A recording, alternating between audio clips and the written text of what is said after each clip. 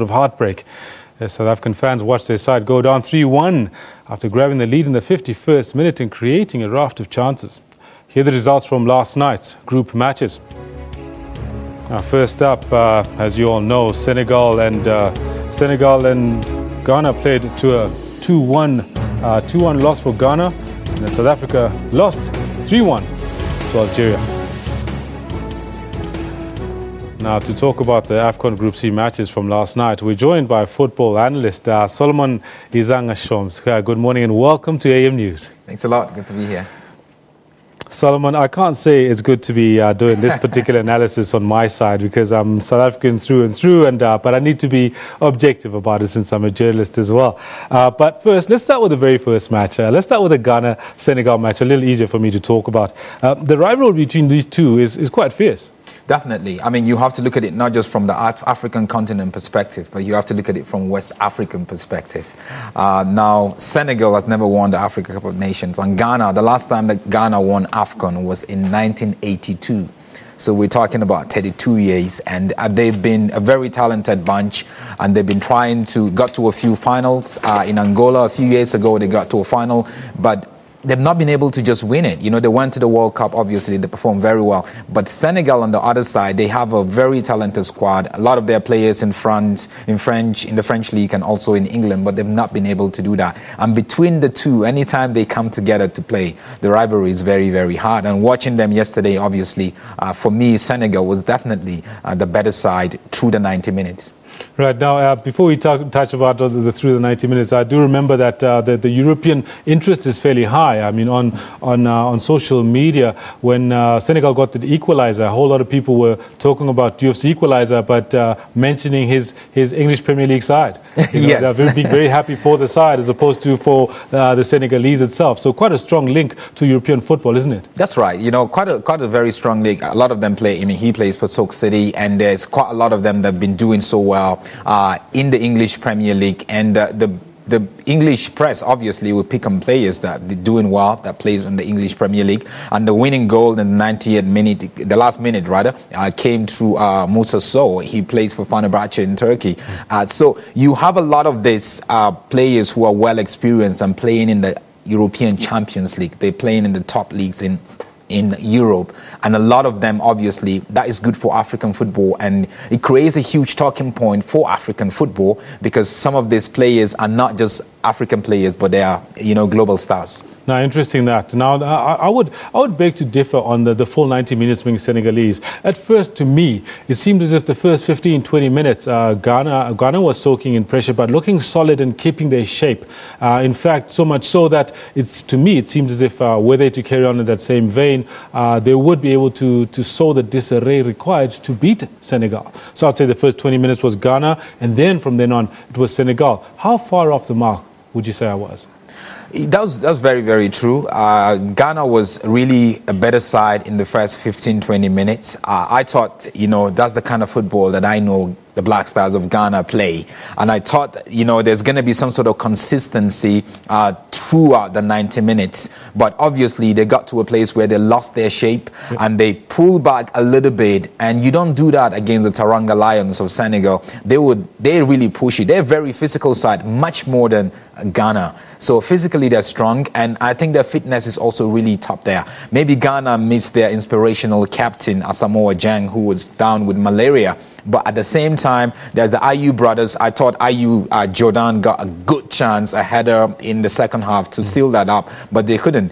But you have to play for 90 minutes. And this is the first game for Avram Grant, the Ghanaian coach. This was the first competitive game for him.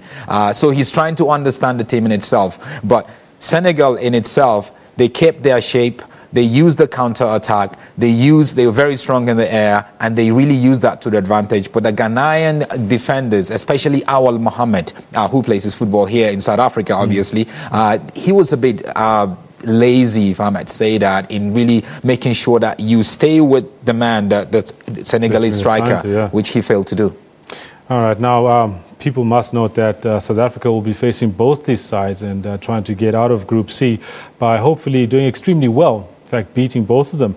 Let's talk a little bit about the match that everyone was looking forward to before it started. And then now that it's happened, a lot of people don't want us to be talking about it because it was such a sad result for South Africans. What's your take on the South Africa versus Algeria match? South Africa versus Algeria, I have to be honest with you. If you go to my Facebook page, before the game, my prediction was 2-1 for Algeria. Not because South Africa is not a good side, but because South Africa is a team that is rebuilding. And we really have to understand when a team is rebuilding and you want to play the #1 team in Africa, Algeria. They went to the World Cup in Brazil 2014. I was there. They did so well. Push Germany into Brazil? Extra time. I was in Brazil. There's a lot I need to ask you about the scenario and what was going on in Brazil, but that's for another day, I should believe. Yeah, but they did so well. For me, the best African team at the World Cup in Brazil 2014 was Algeria. It wasn't Nigeria, it wasn't Cameroon, it wasn't Ghana. There was a lot of drama off the field for a lot of these teams. And it showed, and they're like very young team. And yesterday, obviously, they went into the game. They showed a lot of experience. When Bafana got that goal, I was like, wow, that's good. They got the penalty. Ranti went to take the penalty. I was like, if he don't get this, I was telling my wife, actually, he needs to get this goal because if he doesn't, South Africa is going to lose this game.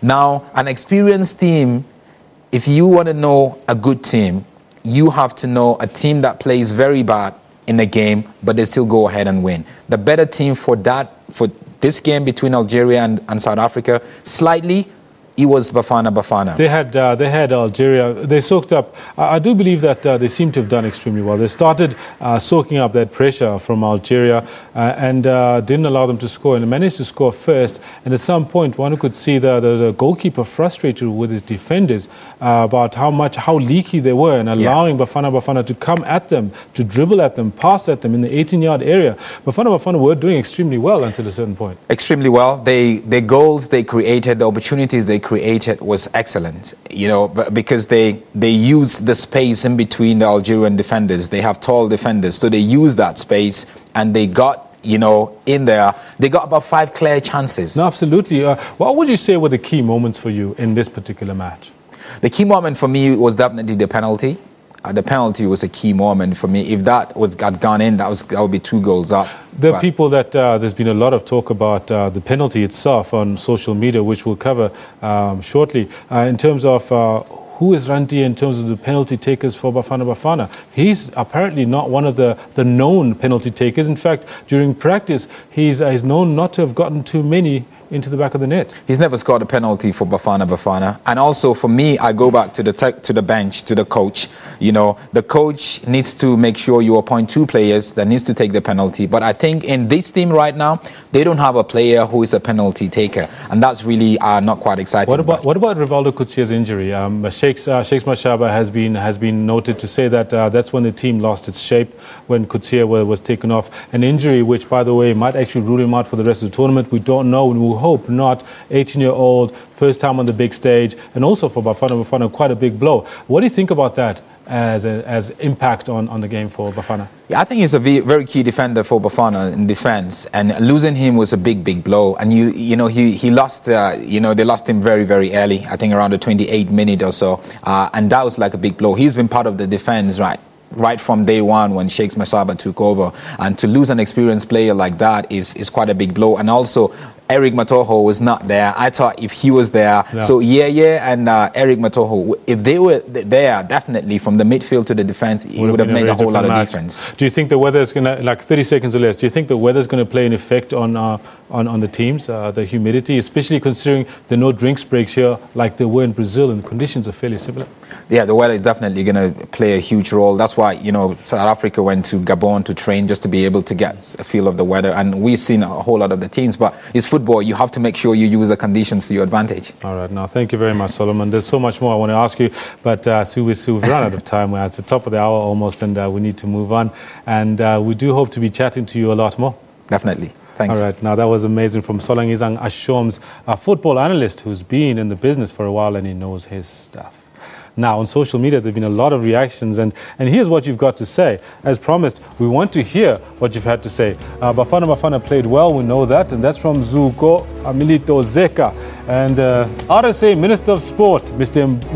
Fikile Mbalula, I'm optimistic Bafana would prevail in a group labelled the Group of Death. Yes, we're all staying optimistic, because we do believe that it can be done. And then Bafana is that X that hurts you all the time, but you keep going back to them. That's Temba. Temba. It's a different person now. Bafana, they're rebuilding, as Solomon has just said. Grandstand View says it's amazing how easy it is to turn some Bafana fans.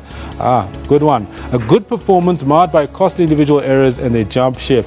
Too true. South Africans are too easy to jump ship when things aren't going exactly as they wanted them to. Mokoba Mahale reckons Bafana, there's still hope.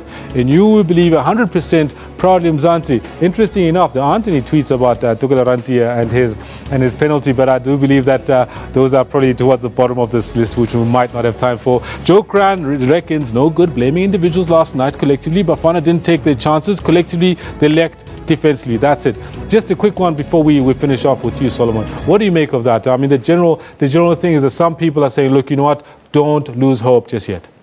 Don't lose hope just yet, but it's going to be an uphill task. You know, Bafana needs to play, Senegal needs to play Ghana. Ghana would want a victory against South Africa because they need to go through. And Senegal, definitely, for them, they have 3 points already, but they still need to make sure they seal that game. So it's going to be extremely difficult. I don't really see Bafana getting out of that group. Before the game yesterday, I thought maybe a 1-1 draw would be a good result, and then you have some sort of hope. But it's really going to be difficult. But it's football. Impossible is nothing. All right. Now, I want to thank you very much, sir. We'll be talking again very soon. Before the end of the week, I can tell you that. We want some predictions from you.